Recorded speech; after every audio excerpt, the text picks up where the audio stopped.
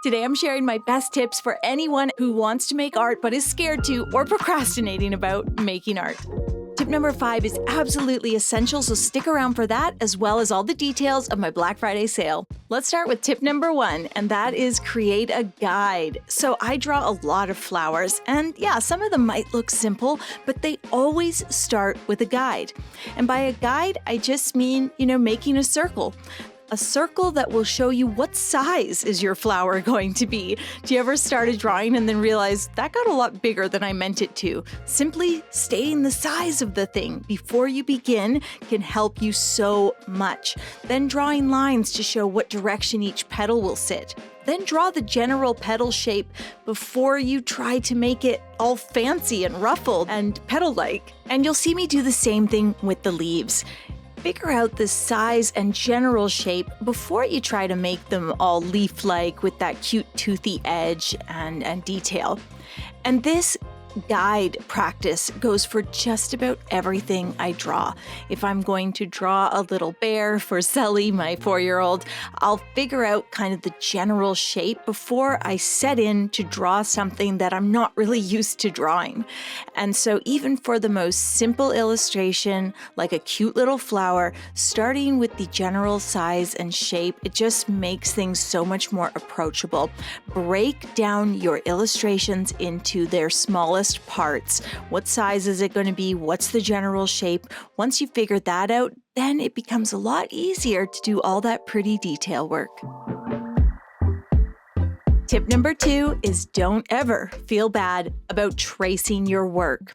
Tracing and transferring is a big part of how I create an illustration like this. If you watched last week's YouTube video where we did this cute winter wonderland scene together, you'll remember it started with me transferring my traced sketch into my watercolor sketchbook. So that means I was able to work out all the size of the houses and the trees on a rough copy paper, then trace it to get everything just right, and then and only then do I transfer it onto my good copy paper. This process is so important because it allows you to edit and refine your own work. And I'm going to show you exactly what the process looks like. But first, it would be crazy if I didn't talk to you a little bit about Black Friday. That's right. You can save 40% on all my e-courses, how to illustrate people, floral illustration, watercolor for beginners, plus the bundles, all on sale using code BF2025 if you love my teaching style. If you're trying to get into art and you need a friend to guide you, that friend is me. Okay, back to it. Here's what the tracing process looks like. I draw something, say a cute little daffodil, but it's not quite right. The stamen is a little off center and I'm not sure I like the leaf placement. Okay, enter my tracing paper and graphite transfer paper, which we will talk about in a second. For now, we're all about that trace. Tracing allows you to keep what you like about your drawing and change what you don't. So this is your edit, your refining. Simply by moving the tracing paper, we can keep the stamen. We like the stamen. We just want it in a different spot. And tracing makes that really easy. This isn't about copying or tracing someone else's work. This is about being able to do a proper edit to your own work. And as I complete the trace, I think you can see that the flower is looking a lot better. We'll continue to work on our flower illustration by going over the trace in pen. That's just one more chance to, again, trace and make little changes. If you want a petal to be slightly bigger, keep on working it. And then if it still isn't quite right, guess what? We're just going to trace it again. Sometimes on a more complicated illustration, like say the Winter Wonderland or some of my architectural illustrations, I'll trace things 3 or 4 times to make sure I really have it looking just the way I want. When I do have it looking the way I want, I'll tape it into my sketchbook in the perfect little spot, and then we grab our graphite transfer paper and you place it dark side down in between, make a little sandwich. Grab a nice sharp pencil or stylus. I love a mechanical pencil, and we're going to trace over the entire illustration one more time, and that's going to transfer the illustration onto your good copy paper, into your sketchbook or whatever.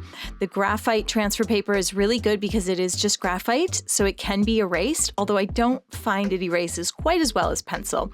Another thing you'll see me do is I will just put a whole layer of pencil on the back of the tracing paper. So if you don't want to go out and buy a special supply, you don't have to. Transfer done. Now you can add your pen, your watercolor, and it's really easy and stress-free because you did all the rough work ahead of time. I have even more good news, my friends. It is almost the end of November, which means it is time for the annual Advent coloring page. This is something I look forward to every year, and I know a lot of you do too. This is free for everyone. Just go to Patreon. You do need to be signed up. Sign up at the free tier if you like, or you can save right now because of Black Friday. So if you've been thinking about signing up for Patreon and getting the weekly bonus content like coloring pages and worksheets, now is the time.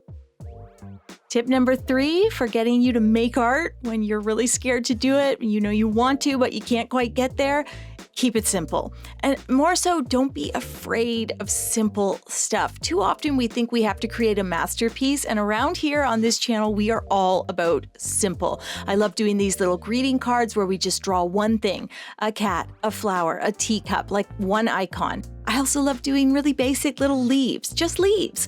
And maybe I'll put a little watercolor behind them. Using simple methods or iconic little doodles can be really lovely and beautiful. You don't have to get complicated for your art or your work to be considered good, or for it to be thoughtful or even worthy of putting on a card or a calendar or in a journal.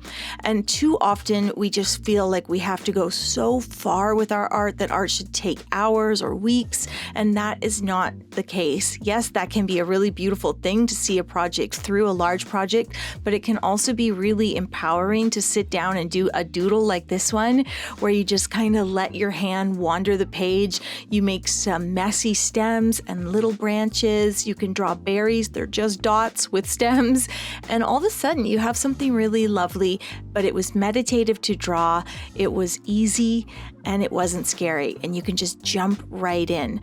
From there, you could add a little watercolor to the background like you saw on that bookmark that I showed. You could put a border on it, and all of a sudden you've got a more finished greeting card or a front page for a sketchbook, like a nameplate page. I could put Shayda's sketchbook in there, and I think it would be really lovely. So don't be afraid of simple art, simple drawings. Tip number 4 to break through that beginner fear, embrace mixed media. An illustration like this was done with watercolor as well as black brush pen. With mixed media, you get to use materials you're comfortable with, like a pen, a pencil, and then pair them with materials you're still learning, such as watercolor. Here, I've used watercolor as the base and then added all that nice shading, like the fur texture, with colored pencils. So I'm a lot more comfortable with a pencil in my hand.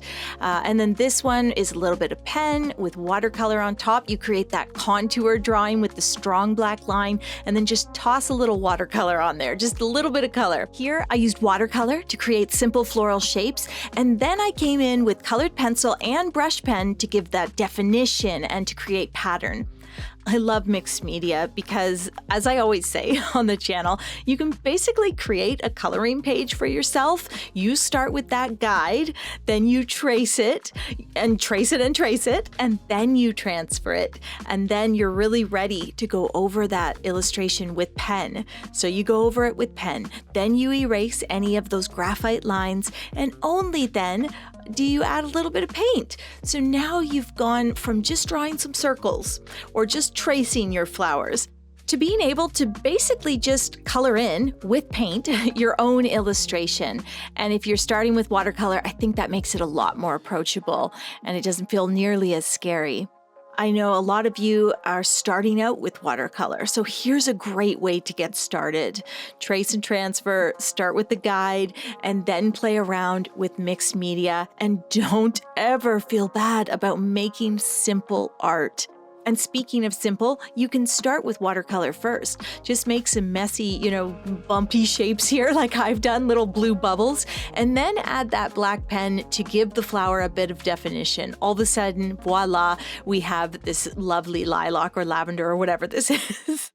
And that brings us to tip number 5. This is my best tip, but it's also the hardest one to follow, and that is be consistent. If you can, make this a habit. It doesn't have to be every day. It could be once a week, an hour a week, and doing it week after week, month after month, and you will start to see those results and really sink in to the fact that you're an artist now. You're a creative. You're someone who makes art, even if it's simple, even if it's just for you or it's just in a journal.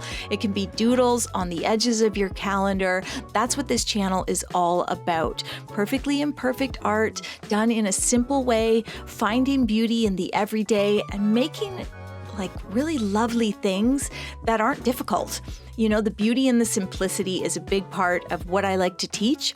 There are almost 1,000 free tutorials on my YouTube channel. So if you're new here, go take a look around. I have lots of playlists.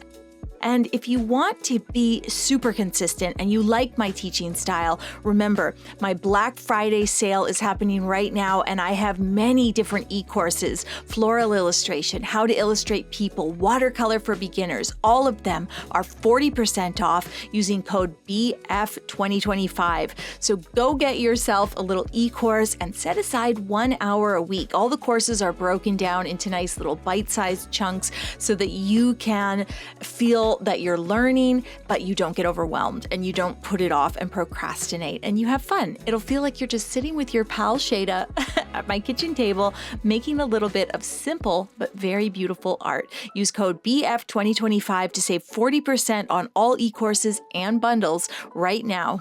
Thanks for watching, friends. Don't forget to subscribe.